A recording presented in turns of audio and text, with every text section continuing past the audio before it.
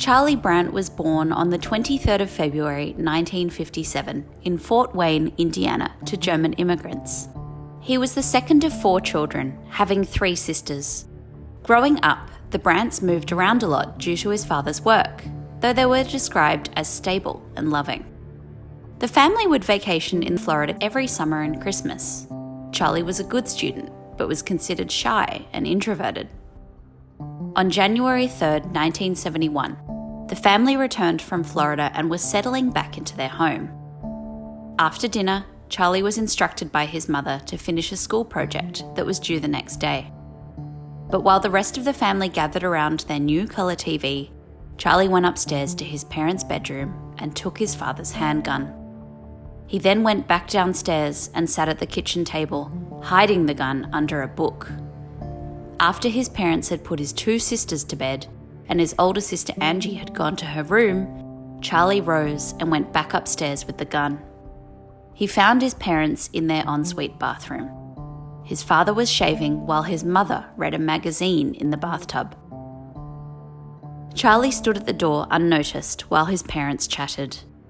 After a moment, he raised the gun and fired 3 bullets into his father's back. He then fired several rounds into his mother. In her last breaths, she called for the others to run. He left the bathroom and moved into the hallway, where he found his older sister. He approached her in a blank, trance-like state and fired the gun, but it jammed. Before he could respond, she took the gun and kicked it under her bed. Charlie lunged at her, grabbing her neck in an effort to choke her. He punched her repeatedly. She fought back while screaming, "I love you, Charlie." The words seemed to break him out of the trance. His normal expression returned and he released his hands from her neck. He asked, "Where am I?" She told him that she thought he just shot their parents. She asked him to get off her and to follow him downstairs. Charlie appeared very shaken up and trembled while they went downstairs. Angie tried to keep him calm by talking to him, assuring him that they would be okay and that they could run away together. When they reached the bottom of the stairs, she asked him to run back up and get some blankets for their younger sisters. On his way up, he stopped and asked her, "You're not going to leave me alone, are you?" She promised him she wouldn't. But while he was gone, she ran from the home into the snow-covered street. She screamed for help, running for the first house she saw. Not bothering to knock, she tried to open it, but it was locked. She turned for the next house and saw Charlie on their lawn, tears streaming down his face. As Angie ran, she could hear Charlie screaming about how she'd betrayed him. Once again, she didn't bother knocking and ran straight into the home. Inside, she found a family playing cards. Charlie followed her to the house. He knocked at the door, and when the owner answered, he told her that he'd just shot his parents. Meanwhile, his father Herbert was still conscious and managed to crawl to their upstairs phone and call 911. While he waited, he locked the bedroom door in case Charlie returned. When services arrived, Charlie was arrested and his parents were treated by paramedics. Though Herbert was able to be saved, his wife Ilsa and her unborn baby died at the scene. In the aftermath, authorities were not able to identify a clear motive for the attack. However, one likely trigger occurred a few days before. Due to Charlie's quiet nature, his father had felt that Charlie needed toughening up, and so he'd taken him hunting. While out, their family dog, who was described as Charlie's best and possibly only friend, accompanied them. The dog ran into some bushes and wouldn't respond to their calls. Frustrated, his father shot 2 bullets at the bushes that hit and killed the dog. Afterwards, they left it there and continued hunting for several hours. While they hunted, Charlie held back tears in fear of upsetting his father. Though Herbert later claimed the shooting was an accident, it's also been alleged that he may have done it as a way to toughen Charlie up. A few days after shooting his parents, Charlie was taken to see his father in hospital. On his way there, he asked the supervising officer if he was allowed to cry. When he saw his father, he apologised. Herbert accepted it and in return apologised for shooting his dog. He said that when he got out of hospital, he would continue to visit Charlie wherever he ended up. Charlie attended his mother's funeral in chains, accompanied by police. The other mourners were disturbed by his presence and his seeming lack of emotion on the day. Charlie was sent to a mental hospital. Over the course of his time spent there, he was described as a model patient. On weekends, he would visit his family.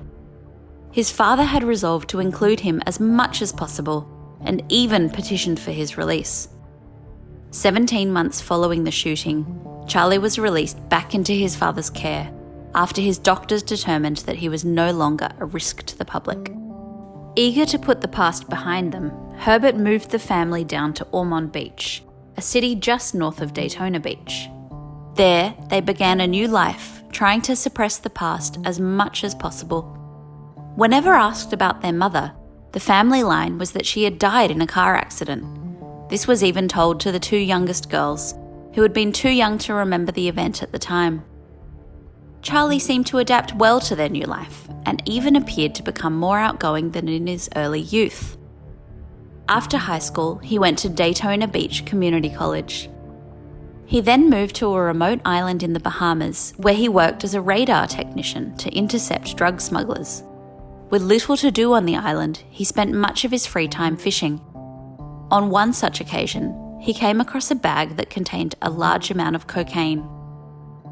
Recognizing the opportunity, he kept the bag and sold the cocaine back on the mainland for several $100,000. After that, he was able to buy a $500,000 house just outside Daytona Beach. In 1986, Charlie met Terry, a retail store manager, through some friends. The two soon got together, and it wasn't long before they moved in. However, Charlie faced the difficult challenge of telling Terry about the shootings.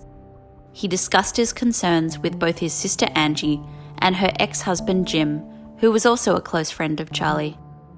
They both insisted that he needed to come clean with her before their relationship became any more serious. Jim went as far as threatening to tell Terry the truth if Charlie wouldn't do it himself. Charlie reluctantly agreed, and shortly afterwards, the couple wed. However, none of Charlie's family were invited to the event. They soon moved to the small township in Big Pine Key, a small island that makes up the chain of islands often referred to as the Keys. They bought a 2-bedroom home on the water. There, Charlie worked once again as a radar technician for Lockheed Martin, while Terry worked in a dental office. The pair seemed to experience an idyllic life together that was filled with fishing, barbecues, and long nights soaking in their hot tub. Many described them as the perfect couple, noting the constant displays of affection they gave to each other. On the 16th of July, 1989, 38-year-old Sherry Parisho's partially clothed body was found floating near the North Pine Channel Bridge, a short walk from Charlie's home. The former beauty queen was found heavily mutilated. She was decapitated and with her heart removed. It appeared that the small dinghy she was living on had been used as a makeshift operating table by the killer. Very little evidence was discovered at the scene, except for a composite sketch given of someone who was seen running in the area around the time of the murder. The man in the composite bore a striking resemblance to Charlie. On the same night, according to Terry, Charlie had come home late, covered in blood. He told her it was the result of fishing. However, the large amount of blood and the lack of any fish made Terry uneasy. She brought her concerns to Charlie's friend Jim, who was also disturbed by the news. Jim was aware of Charlie's dark past and feared Charlie's violent tendencies had returned. Not only that, but the murder of Sherry Parisho bore an eerie familiarity to something Charlie had said to him on a fishing trip. The pair were discussing Jim's recent breakup with Angie, when Charlie suggested that the best revenge is when you cut someone's heart out and eat it. Jim confronted Charlie about the murder and asked if Charlie was involved. Charlie must have been very convincing because he satisfied Jim's concerns and both Jim and Terry dropped it. The couple returned to their normal life, but there was still a darkness hiding inside Charlie that was waiting to get out. On November 24, 1995, the mutilated body of Darlene Toller was discovered in the Little Havana section of Miami.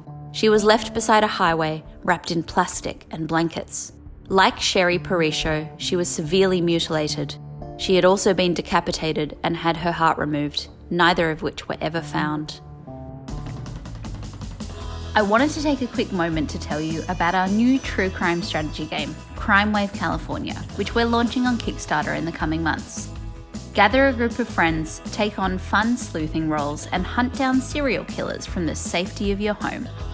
You'll locate bodies, collect evidence, and then take the killer to trial in this hidden movement strategy game.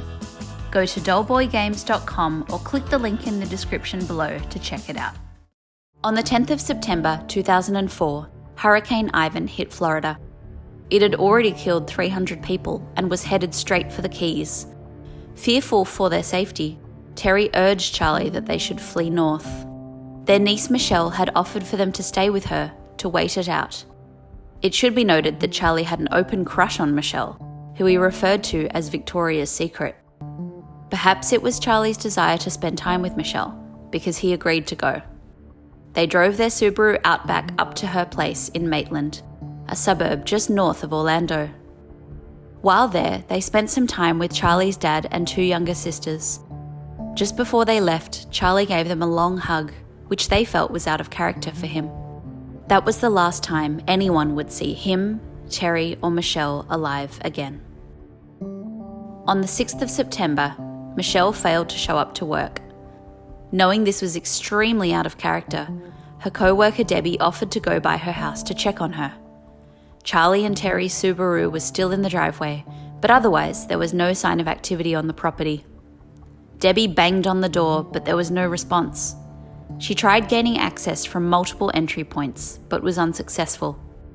Her concern was growing into fear when she spotted a neighbour in his garage. She asked for his help to search the house, which he agreed to, but not before grabbing his gun and a flashlight. They searched around the back and they were struck by what they saw through the garage window.